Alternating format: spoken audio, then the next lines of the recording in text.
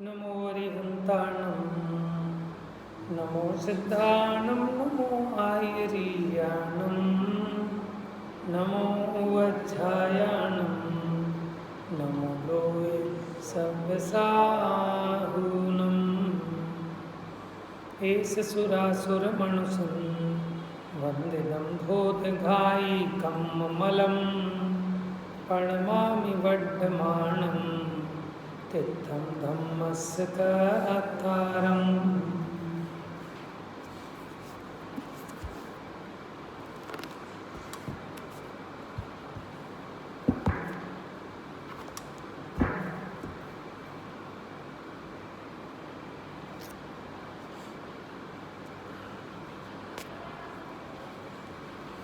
प्रवचन सारजी ग्रंथाधिराज गाथा 211 212 भी हो गई थी।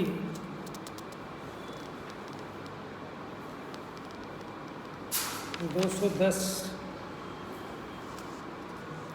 208 209 तो परसों चली थी। कल हमने देखी थी 210 नंबर की गाथा, जिसमें मुनि दो प्रकार के बताए, एक दीक्षा देने वाले और एक निर्यापक आचार्य। फिर गाथा 211 212 में छिन्न संयम के प्रति संधान की विधि का उपदेश दिया। माने जो संयम में छेद होता है तो फिर आलोचना पूर्वक, किसमें तो स्वयं अपने आप आलोचना करके उसमें वापस अपना उपस्थापन करना, ठीक है। और अगर कोई बड़ा दोष होता है तो फिर गुरु की साक्षी में आलोचना करके अपने आत्मा को वापस उस संयम में लगाना, ठीक है।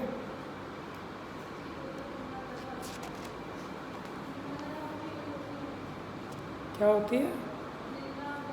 हाँ, निंदा और ग्रह में अंतर है। एक में तो स्वयं अपने आप अपनी आलोचना कर लेना, एक में गुरु के समक्ष जाकर करना। अगर सिर्फ क्रिया संबंधी छेद लगा है तब तो स्वयं कर लेना, लेकिन अगर परिणामों में भी छेद हुआ है तो फिर गुरु की साक्षी में।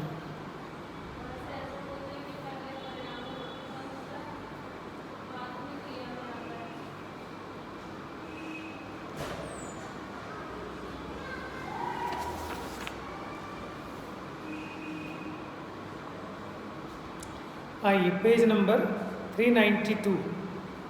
अब श्रामण्य के छेद के आयतन होने से परद्रव्य प्रतिबंध निषेध करने योग्य है, ऐसा उपदेश करते हैं। माने जो परद्रव्य में रक्त होते हैं, उनके आश्रित होते हैं, उन श्रामण्य का संयम छेद को प्राप्त होता है, इसलिए पर का प्रतिबंध निषेध करने योग्य है। गाथा नंबर 213। अधिवासे वविवासे छेद विहूणो भवीय सामण्ये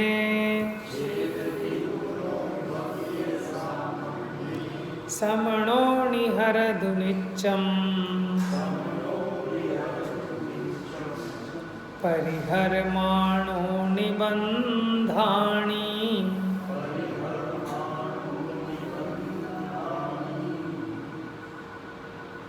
तो यहाँ कहते हैं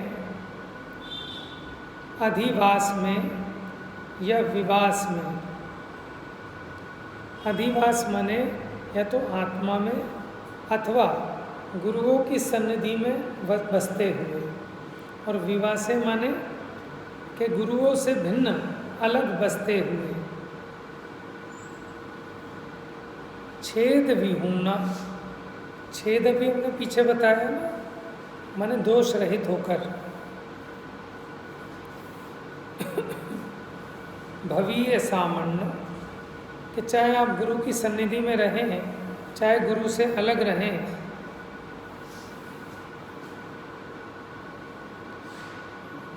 लेकिन दोषों से रहित होकर हे श्रमण विचरण करो। समणो विहरदु नित्यम परिहरमाणो निबंधानि। तो परद्रव्य के जितने प्रतिबंध हैं उनका परिहार करते हुए श्रामण ने छेद विहीन होकर विहार करते हैं। अब परद्रव्य का प्रतिबंध क्या है कि परद्रव्य में आसक्त होना, परद्रव्य के साथ अपना संबंध जोड़ना, तो इससे रहित होंगे तो फिर दोष से बच पाएंगे। और अगर पर से संबंध जोड़ेंगे तो फिर नियम से संयम का छेद होना ही होना है। टीका देखिए। अच्छा, अन्वयार्थ। अधिवास में माने आत्मवास में अथवा गुरुओं के सहवास में बसते हुए या विवास में गुरुओं से भिन्न वास में बसते हुए सदा पर द्रव्य संबंधी प्रतिबंधों को परिहरण करता हो, माने पर संबंधी जितने संबंध हैं उनको त्यागता हुआ श्रामण्य में छेद विहीन होकर श्रवण विहार करो, माने समता भाव में विहार करो। टीका। वास्तव में सभी पर द्रव्य प्रतिबंध उपयोग के उपरंजक होने से निरुपराग उपयोग रूप सामान्य के छेद के आयतन हैं। माने जितने भी परद्रव्यों का संबंध है वो आत्मा के उपयोग का उपरंजक है। जैसे स्फटिक मणि के आगे हमने लाल फूल लगाया तो स्फटिक मणि लाल रंग की उपाधि से आच्छादित होता है ना। उसी प्रकार आत्मा अगर परद्रव्य के साथ संबंध जोड़ता है तो जो निरुपराग रूप उपयोग है, ऐसे श्रामण्य के छेद का प्रसंग आता है। माने वो जो आपका समता भाव है उससे आपका गिरना होता है। और अगर ये दोष ना लगाएं तो अच्छिन्न श्रामण्य होता है, अटूट श्रामण्य जिसमें खंड नहीं पड़ता। इसलिए आत्मा में ही आत्मा को सदा अधिकृत करके माने रख कर स्थापित करके आत्मा के भीतर बसते हुए अथवा गुरु रूप से गुरुओं को अधिकृत करके गुरुओं की सन्निधि में निवास करते हुए या गुरुओं से भिन्न वास में बसते हुए सदा ही पर द्रव्य प्रतिबंधों को निषेधता हुआ श्रामण्य में छेद विहीन होकर श्रवण वर्तो। श्रवण की ना काहू से दोस्ती ना काहू से बैर, है ना। नहीं तो क्या है, इसीलिए आया ना कि कितने दिन नगर में कितने दिन से ज़्यादा नहीं रुकते और छोटे गांव में उतने दिन से ज़्यादा, 1 दिन 3 दिन ऐसा है। क्यों? क्योंकि वहाँ ठीक है राग उत्पन्न होने के चांस बनते हैं। ज़्यादा दिन कहीं ठहरे ना, हमने तो ये देखा कि मान लो चौमासा हुआ महाराज जी का माता जी का, अब जब जिस दिन उनका विहार होता है तो समाज भी रोती है और वो भी रोते हैं। समझ में है? ये तो ऐसा हो गया जैसे राग रंग के प्रसंगों में होता है। ठीक है, होना नहीं चाहिए। उससे साधु का नुकसान है। क्या नुकसान है? कि उसके समता भाव का छेद हुआ ना, राग होता है तो दुख होता है।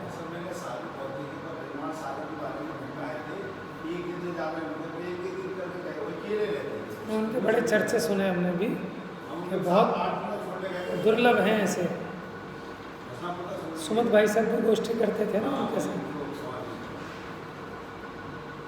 ये जो अपने मंगलायतन वाले सचिन पंडित जी हैं, इनको स्पेशल बुलाते थे वो गोष्ठी के लिए। खनिया धाना ही रहते थे ना।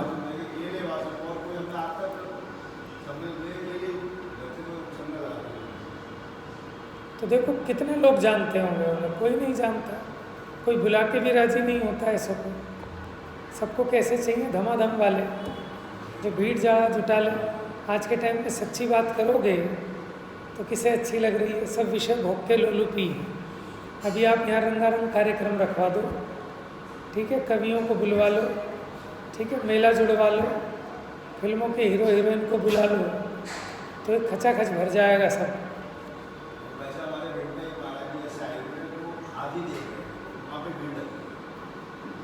तो चलेगा। देखो ऐसे ही तो सदा, ये तो सदा चलता है। ठगने को सब तैयार बैठे हैं तो ठगने वाला क्यों नहीं ठगेगा? हम खुद ही ठगने को तैयार बैठे हैं, है ना। हम देखो ना किन किन चीज़ों की दुकानें, वो शराब का ठेका, तुम धरना तो दे रहे हो कि यहाँ पे नहीं खुलेगा, यहाँ पे नहीं खुलेगा, अपने बच्चों को कंट्रोल कर लो ना, यहाँ से नहीं खरीदेंगे, वो दूसरी दुकान से खरीद लेंगे। तो आप अपने ऊपर कंट्रोल नहीं कर पा रहे, है ना। अब बताओ, सोचने की बात है, कैसे भीड़ लग के बिकती है शराब। अब मूर्खता नहीं है तो और क्या है क्या। गंदा पानी, जहर इतना महंगा बिक रहा है और लोग टूट के पड़ते हैं, लाइन लगती है।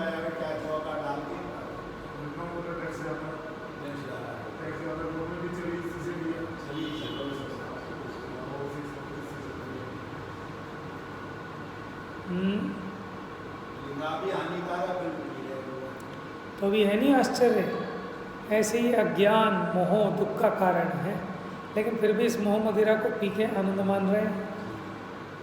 राग दुख रूप है, राग आग है, फिर भी उस राग का ही पोषण हो रहा है। अन्य क्षेत्र में तो हो ही रहा है, धर्म क्षेत्र में भी राग का ही पोषण हो रहा है।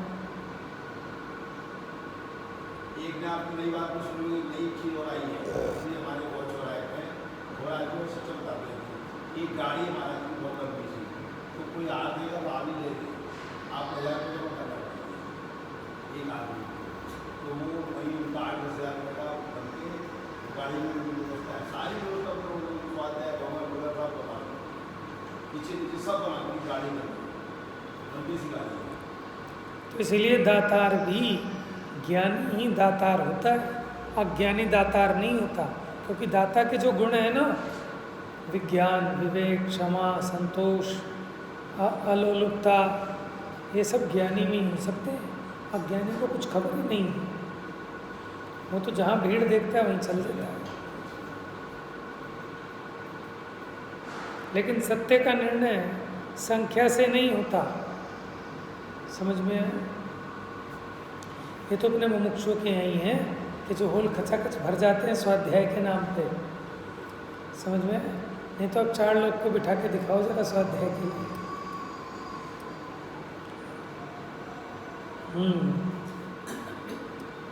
अब मैंने यहाँ ये कहा कि पर द्रव्य का प्रतिबंध मत रखना, नहीं तो सामान्यपने का अभाव हो जाएगा। हाँ, तो यहाँ क्या कहना चाह रहे हैं कि जो पर द्रव्य का प्रतिबंध है ना, कि जैसे हम कहते हैं कि सब पापड़ के बिना नहीं चलता, अपने को खाने के साथ चटनी तो चाहिए, तो अपने को चटनी का प्रतिबंध हो गया, ठीक है। अब ये क्या होगा, ये साधक है कि बाधक है, आकुलता का कारण है। जैसे अपने को सब चलेगा लेकिन एसी के बिना नहीं चलेगा, ये एसी का प्रतिबंध हो गया। तो ये क्या है कि आपकी साधना का घात करने वाला है।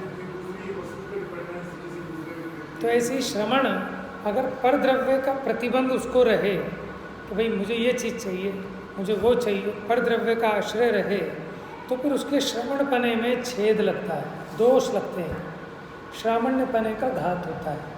इसलिए आप पर द्रव्य का प्रतिबंध मत करो। माने उससे बंधा होना, प्रतिबंध माने उससे बंधा होना। और जैसे घर लोग छोड़ के नहीं आते स्वाध्याय में, तो साहब घर खाली नहीं छोड़ेंगे, क्यों? कि चोरी ना हो जाए, कोई मेहमान ना आ जाए, कोई फ़ोन ना आ जाए, ठीक है। तो वो इस चीज़ों से प्रतिबंध लिए हुए हैं, तो नुकसान हो रहा है ना अपना। तो प्रतिबंध का मतलब उससे बंधे होना। तो अगर साधु पर द्रव्य से बंधता है तो उसके श्रवणपने का घात होता है, छेद होता है। तो इसलिए वो कहते हैं कि पर द्रव्य के प्रतिबंध से रहित होकर चाहे गुरु के पास रहो, चाहे गुरु से अलग रहो, लेकिन पर द्रव्य का प्रतिबंध नहीं रखना और छेद विहीन होकर प्रवर्तन करना, अपने संयम में दोष नहीं लगाना।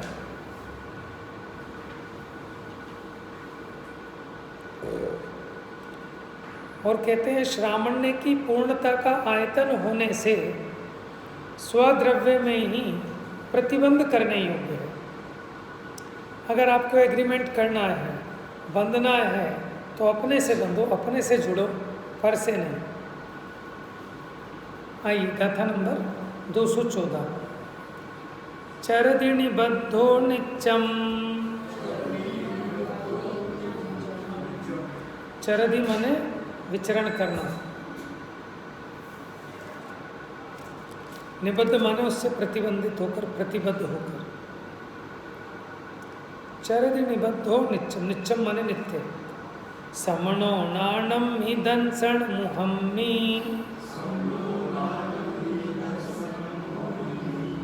तो किस में विचरण करो?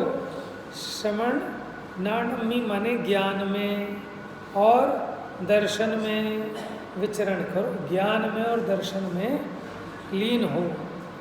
और किस में? पयदो मूल गुणे सुय। पयदो माने जो प्रयत्नरत है मूल गुणों में, जो सो परिपूर्ण सामनो। तो वो परिपूर्ण श्रामण्यवान है, जो श्रवण सदा ज्ञान में और दर्शन में प्रतिबद्ध है कि मुझे किसी से कोई मतलब नहीं। मानो हम जिनवाणी की गद्दी पर बैठे, अब अगर हम पैसे से प्रतिबद्ध होंगे, यश से प्रतिबद्ध होंगे तो हमें छेद होगा। अगर हम जिनागम से प्रतिबद्ध होंगे, जिनवाणी से प्रतिबद्ध होंगे, ठीक है, आत्म कल्याण से प्रतिबद्ध होंगे, तो फिर सच्चा वक्तापना होगा, उसमें छेद नहीं होगा, दोष नहीं है। उसी प्रकार श्रामण्य पर द्रव्य से प्रतिबद्ध नहीं होता, अपने दर्शन ज्ञान चारित्र से प्रतिबंधित होता है, तथा मूल गुणों में प्रयत्नशील विचरण करता है। वह परिपूर्ण श्रामण्यवान है।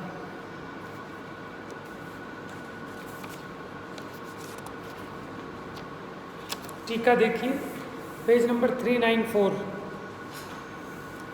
गाथा नंबर 214 की टीका। एक स्वद्रव्य प्रतिबंध ही उपयोग का मार्जन करने वाला होने से, वो है ना, ले दोल प्राण प्रिया को तुम मुक्ति न जाने पाओगे, चल पड़ो एकाकी शिव मग में, नहीं तो यहीं खड़े रह जाओगे। आपने अपना कल्याण करना है ना, तो दूसरे का प्रतिबंध मत रखो कि भैया घरवाली को भी साथ ही लगा लूँगा, बच्चे को भी साथ ही लगा लूँगा। उनके लगाने के चक्कर में खुद ही वहीं फंसे रह जाओगे। समझ में आया?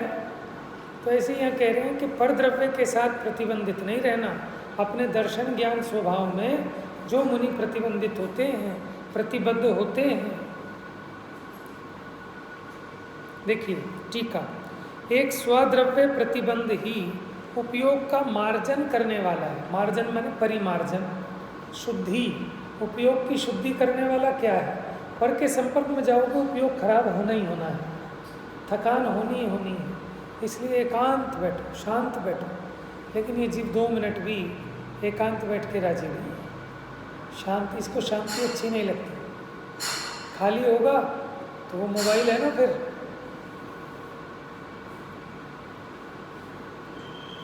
एक स्वद्रव्य प्रतिबंध ही उपयोग का मार्जन यानी शुद्धता करने वाला होने से, मार्जित यानी शुद्ध उपयोग रूप श्रावण्य की परिपूर्णता का आयतन है, स्थान है।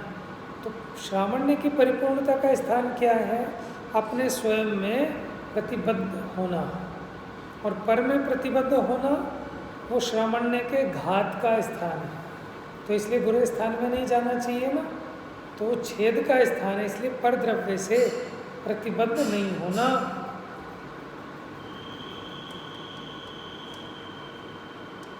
तो ऐसे शुद्धोपयोग रूप श्रावण्य की परिपूर्णता के जो आयतन हैं, उनके सद्भाव से परिपूर्ण श्रावण्य होता है। इसलिए सदा ज्ञान में और दर्शन आदिक में प्रतिबद्ध होकर, माने स्थिर होकर, लीन होकर, मूल गुणों में प्रयत्नशीलता से विचरना। ज्ञान दर्शन स्वभाव शुद्धात्म द्रव्य में प्रतिबद्ध, ऐसा शुद्ध अस्तित्व मात्र रूप से वर्तना, ये तात्पर्य है कि आप तो अपने वो है ना, निज में ही नित्य विहार कर पर द्रव्य में न विहार। अब अपने आत्मा में संतुष्ट रहे, अपने आत्मा में लीन हो, यही सुखी होने का उपाय है। अच्छा, आप कहते हैं जो मुनिराज के मूल गुण है। अब मुनिजन को निकट का सूक्ष्म द्रव्य प्रतिबंध भी श्रामण्य के छेद का आयतन होने से निषेध्य है, ऐसा उपदेश करते हैं।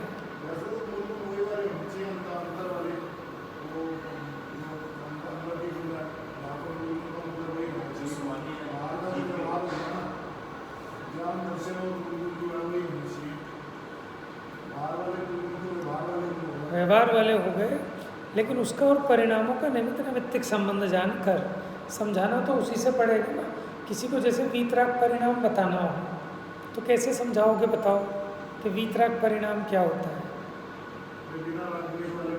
कहेंगे भैया जिसे कुछ नहीं चाहिए दुनिया में, जिसके पास वस्त्र तक भी नहीं है, वो वीतरागी है।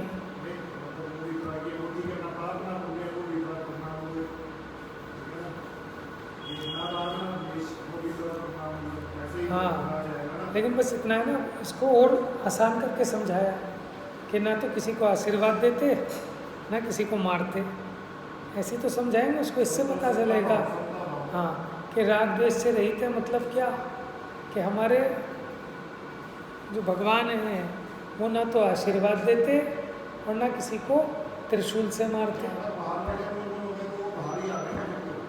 देखो ऐसा है, बाहर वाले मूल गुण कहकर चढ़ना नियोग की पद्धति है कि कथन हम बाहर से करेंगे, कथन क्रिया का करेंगे, क्योंकि क्रिया और परिणाम का निमित्त नैमित्तिक संबंध है।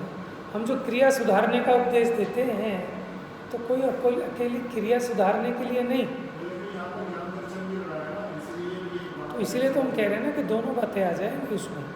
आपको अगर किसी को बताना है कि राग द्वेष से रहित है, कैसे बताओगे? माने हमें उस चीज़ का ही प्रतिपादन करना है। देखो, व्यवहार परमार्थ के प्रतिपादन करने के लिए है, व्यवहार परमार्थ को बताता है, इसीलिए व्यवहार से समझाना पड़ेगा, परमार्थ नहीं समझाएगा। परमार्थ को समझाने के लिए व्यवहार का आश्रय लेना पड़ता है। वीतरागता मोक्ष मार्ग है, लेकिन समझ में नहीं आएगा वीतरागता मोक्ष मार्ग है मतलब क्या। फिर उसको समझाएंगे कि जहाँ किसी से कोई बैर नहीं है, किसी को हानि नहीं पहुँचाता, पांचों पापों का त्याग कर दिया, चलता है तो देखकर, खाता है तो एक बार, वस्त्र तक भी नहीं रखता, ऐसे तो समझाने पड़ेंगे ना उसके विशेष करके, तब आपको समझ में आएगा कि राग द्वेष से रहित परिणाम मतलब क्या। तो बस बात एक ही है, हम व्यवहार से निरूपण कर रहे हैं, लेकिन उसमें बात गर्भित है कि जहाँ 28 मूल गुण होंगे मुख्यपने, तो वहाँ भीतर में उतनी विशुद्धि और वीतरागता होती ही है। लेकिन कदाचित किसी के ना भी हो, है ना। क्रिया सुधरने पर परिणाम मुख्यपने तो सुधरते ही हैं, कदाचित किसी के ना सुधरे तो ना सुधरे, लेकिन उपदेश तो इसी प्रकार देना पड़ेगा कि भैया अब ये घर गृहस्थी छोड़ो, ये दुकान छोड़ो। तो कहता है ये दुकान छोड़ना धर्म है क्या? कि भैया दुकान छोड़ना धर्म नहीं है, लेकिन जब तक तू दुकान नहीं छोड़ेगा तेरे विकल्प शांत नहीं होंगे, यहाँ उपयोग नहीं लगेगा। ये बात समझ में कैसे आएगी? तो आप छोड़ के आए ना घंटे 2 घंटे को, तब तो समझ में आ रही है। आप दुकान ही ना छोड़ो, कैसे समझोगे? देखो, प्रैक्टिकल जो एप्लीकेशन होगी उसका तो मार्ग ऐसे ही होगा। इसीलिए व्यवहार को परमार्थ का साधक भी कहा है, व्यवहार परमार्थ का प्रतिपादन करता है। जैसे अनार्य भाषा के बिना समझा सके ना अनार्य को, बस त्यों ही समझा सके ना व्यवहार बिन परमार्थ को। तो हम जितने भी भेद करके समझा रहे हैं, उपचार करके समझा रहे हैं, ये सब का सब व्यवहार है, लेकिन इसके द्वारा भी समझाना परमार्थ ही है। तो जो मूल गुणों का घात नहीं करते। देखो, मुनिराज का मूल गुण तो एक है समता भाव। अब उस समता भाव के पोषक होने से ये 28 मूल गुण कहलाते हैं। असली मुद्दे का काम तो वही है, उसी के लिए 28 मूल गुण है। भाई उनका पालन किया तो अशुद्ध उपयोग में आ गया, तो संयम का तो छेद हो गया ना, नहीं हुआ। तो संयम का छेद हुआ तब वो 28 मूल गुणों में रुके, नहीं तो नीचे चले जाते। हाँ, सर्कस से वो जो लटकता है वो गिरा, वो जाले पे गिरा तो मुंह टूटने से बच गया, दोबारा खड़े होकर दोबारा चढ़ जाएगा। तो अगर ये इन मूल गुणों में ना लगे तो फिर अशुभ में आ जाएंगे नीचे। अशुभ में नहीं आए, अशुद्ध में आ गए। लेकिन अगर उसमें भी अभी तो शुभ भाव है, अगर अशुभ में आ गए तो स्थूल हो जाएगा परिणाम।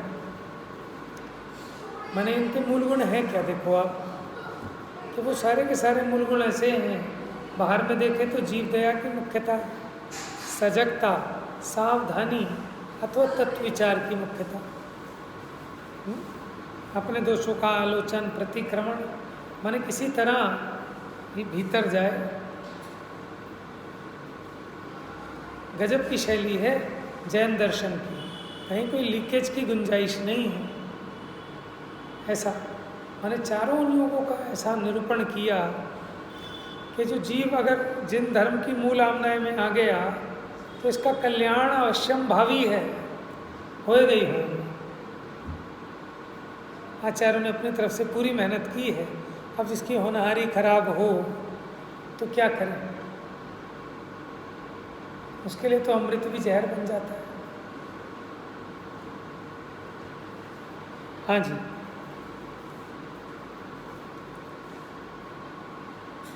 तो अब कहते हैं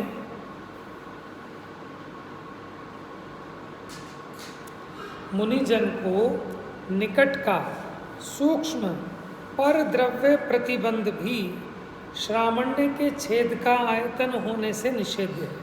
कि जो स्थूल पर द्रव्य का प्रतिबंध था वो तो छोड़ने लायक है ही, लेकिन जो सूक्ष्म बारीक है, मिथ्यात्व बैरिका जैसे अंश भी बुरा है, उसी प्रकार पर द्रव्य का सूक्ष्म प्रतिबंध भी श्रामण्य का छेद करने वाला है, इसलिए निषेध करने लायक है। पढ़ते हैं, भत्ते वा खमणे वा आवसदे वा पुनो विहारे वा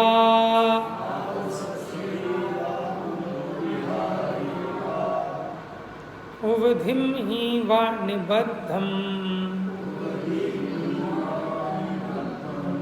नेच्छति समणम हि विकधम ही।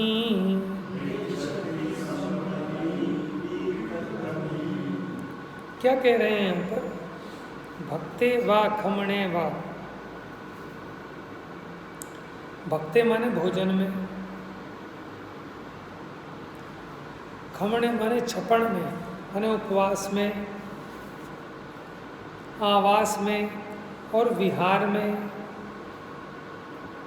उवधिम ही उपाधि में। उपाधि क्या है मुनिराज के पास, क्या परिग्रह है, देह मात्र परिग्रह है जिनको निबद्धम नेच्छति समणम ही विकदम्मी।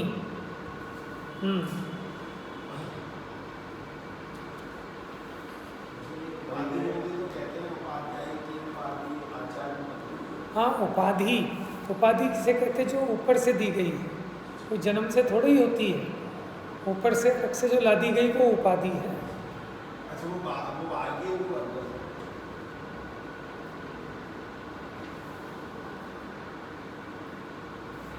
श्रवण में अथवा विकधम ही विकथा में प्रतिबंध नहीं चाहता। देखो, जो अन्य है उन परद्रव्यों के साथ तो संबंध नहीं चाहता, लेकिन अब जो सूक्ष्म है, सूक्ष्म क्या, आहार में, विहार में, आवास में, ठीक है, अन्य दूसरे मुनि में, विकथा में प्रतिबंध नहीं चाहता। टीका देखो, श्रामण्य पर्याय के सहकारी कारणभूत शरीर की वृत्ति के हेतु मात्र रूप से ग्रहण किया जाने वाला जो आहार, आहार भी वो ले तप बढ़ावन हेतु नहीं तन पोषते तजी रसन।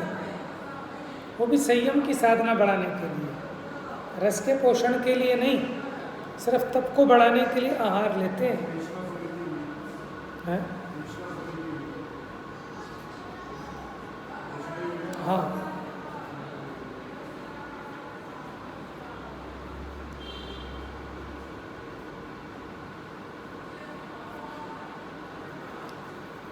तथा विद शरीर की वृत्ति के साथ विरोध बिना शुद्धात्म द्रव्य में निरंग माने रंग राग से रहित और निस्तरंग माने शांत विश्रांति की रचना अनुसार प्रवर्तमान जो छपन माने शरीर के टिकने के साथ विरोध ना आए, इस प्रकार शुद्धात्म द्रव्य में विकार रहित और तरंग रहित स्थिरता होती जाए, उसके अनुसार प्रवर्तन अनशन में। देखो, असन मैंने होता है भोजन और अनशन मैंने उपवास। तो मुनिराज भोजन में, विहार में अथवा उपवास करें तो उसमें भी निरंग और निस्तरंग अंतरंग द्रव्य की प्रसिद्धि के लिए सेवन किया जाने वाला जो गिरी कंदरा आदि आवास में, पर्वत की गुफा इत्यादि निवास स्थान में, माने इन सब में भी राग नहीं करे, इन सब में भी संबंध नहीं करे। यथोक्त शरीर की वृत्ति की कारणभूत भिक्षा के लिए किए जाने वाले विहार कार्य में, देखो इनसे बाहर तो करेगा नहीं, लेकिन जो अपने 28 गुण रूप है इन कार्यों में भी अगर इनका भी प्रतिबंध रखे तो भी वो शुद्धात्म उपलब्धि नहीं कर पाएगा, इसी में अटक के रह जाएगा। श्रामण्य पर्याय का सहकारी कारण होने से जिसका निषेध नहीं है, ऐसे केवल देह मात्र परिग्रह में मात्र अन्योन्य बोधक रूप से जिनका कथनचित परिचय वर्तता है, ऐसे जो दूसरे मुनिराज हैं उनमें शब्द रूप पुद्गलोल्लास के साथ, माने जो शब्द रूप पुद्गल की पर्याय है उसके साथ संबंध से, जिसमें चैतन्य रूपी भित्ति का भाग मलिन होता है। चैतन्य रूपी भित्ति का भाग मलिन होता है किससे? शब्द रूप पुद्गल पर्याय के साथ संबंध से। ज़्यादा आप बातचीत करें तो आपकी विशुद्धि की हानि होती है। तो इसलिए ऐसी शुद्धात्म द्रव्य से विरुद्ध कथा में भी प्रतिबंध निषेध्य है, अर्थात उनके विकल्पों से भी चित्त भूमि को चित्रित होने देना योग्य नहीं है। कि बाहर की तो बात बहुत स्थूल है, लेकिन जो उनकी डेली क्रिया के पार्ट है, आहार में, विहार में, ठीक है, अन्य श्रवणों से विकथा में, इनमें भी वो जो उसका प्रतिबद्ध है वो निषेध करने लायक है, माने उनका संग भी छोड़ने लायक है। भावार्थ, आगम विरुद्ध आहार विहार आदि तो मुनि ने पहले ही छोड़ दिए हैं। अब संयम के निमित्त पने की बुद्धि से मुनि के जो आगमोक्त आहार, माने आगम में जैसा कहा, अपनी मनमानी नहीं, और अनशन, गुफा आदि में निवास, विहार, देह मात्र परिग्रह, अन्य मुनियों का परिचय और धार्मिक चर्चा वार्ता पाए जाते हैं, उनके प्रति भी राग आदि करना योग्य, ये काम भी मजबूरी है। जब तक उपयोग अंदर में लीन नहीं होता तब तक ये काम होते हैं, लेकिन अगर इसमें भी रक्त हो जाए, इसी की आदत डाल ले, ठीक है ना, इसके बिना नहीं चलता, तो फिर भैया तो ये योग्य नहीं है। उनके विकल्पों से भी मन को रंगने देना योग्य नहीं है, क्योंकि मन मलिन होता है। इस प्रकार आगमोक्त आहार विहार आदि में भी प्रतिबंध प्राप्त करना योग्य नहीं है। जो विरुद्ध थे उसमें तो अटकना ही नहीं, लेकिन जो योग्य हैं इनमें भी अटकने योग्य नहीं है, क्योंकि उससे भी संयम का छेद होता है। अब ये बताएंगे छेद क्या होता है, छेद किसे कहते हैं।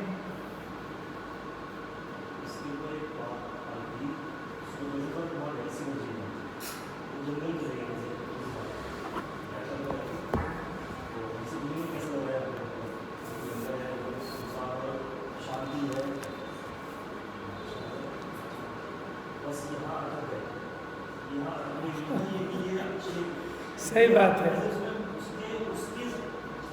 हाँ, माने आपने निवृत्ति ले ली, एकांत स्थान में चले गए कि यहाँ बड़ा मज़ा है, तो काहे का मज़ा? तो बाहर में ही मज़ा मान रहे हो तुम कि अब कोई मेरे से बात नहीं कर रहा, डिस्टर्ब, तो यहाँ भी अटक गए। सही बात है, तो वहाँ भी अटकने योग्य नहीं है। समझ में आया? कहना है किसी ने कुछ, आपको भी कोई विचार आए तो बता दिया करो 2-4 मिनट में, क्या समझ में आई आज बात, ये बता दो। चलो, आप नहीं बताओगे तो हम पूछ लेंगे। आज 2 गाथाएं चली हैं, 213, 214 है। एक तो ये बात हुई ना कि परद्रव्य में अटकना नहीं है, परद्रव्य में अटकना, और दूसरा ये कि जो सही की बात है ना कि जो सूक्ष्म प्रतिबंध भी त्याग नहीं होंगे है। सूक्ष्म प्रतिबंध क्या हुआ कि बाहर से तो हट गए, अब जिसे धर्म मानती है सारी दुनिया, उन क्रियाओं में अटक गए। जैसे मानो योगसार प्रावृत ग्रंथ में अमित गति आचार्य कहते हैं कि ये जो संसारी जीव है ना, तो ये स्त्री पुत्र मकान दुकान धन दौलत जायदाद, ये इनका संसार है, और विद्वानों का संसार ये शास्त्र है। क्यों विद्वान इसमें अटक गए कि ऐसा है कि वैसा है, कि ऐसा है कि वैसा है, आत्मा में दोनों ही नहीं रमे। समझ में आया? तो जैसे वो संसारी अज्ञानी प्राणी हैं, स्त्री पुत्र मकान दुकान धन दौलत में अटके, ऐसे तुम विद्वान होकर इन शास्त्र में शब्दों में अटक गए।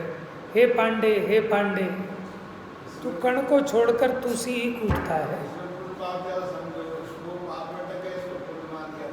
हाँ, समझ में आया?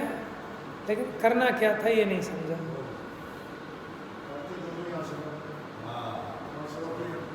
तो प्रतिबंध अभाव करने योग्य, किसी का प्रतिबंध नहीं, बिल्कुल स्वतंत्र है मुनिराज।